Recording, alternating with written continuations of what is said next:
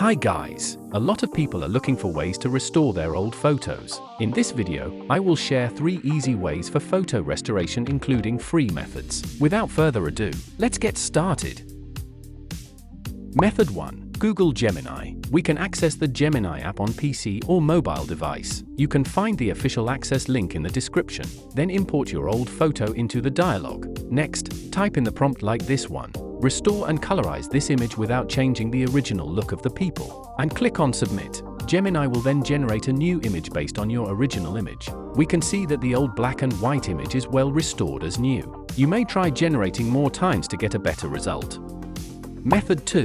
Hitpour Photopea. It is a powerful desktop AI photo editor and enhancer. We can simply click on the Enhance Photos Now button to use the feature. Drag and drop your old photos here. On the right panel, find Repair and Colorize. Click on it. There are multiple AI models designed for restoring old photos in different cases. Each model comes with an introduction. What we want to do is select a proper model, like this high-quality restore model in this case. Then click on Generate. When it is completed, we have the old photo restored as new while every detail is kept well. Those little dirts and scratches are also fixed nicely.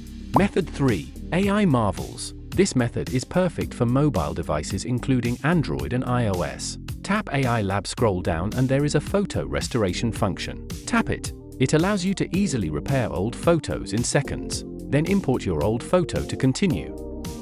And seconds later, we have the old photo repaired as new again. If you like, you can tap Bring to Life button. The AI will animate the photo and give you more surprises. Here is the result after bringing it to life. It must be a great moment for the lovers to memorize. Alright, that's the tutorial for this video.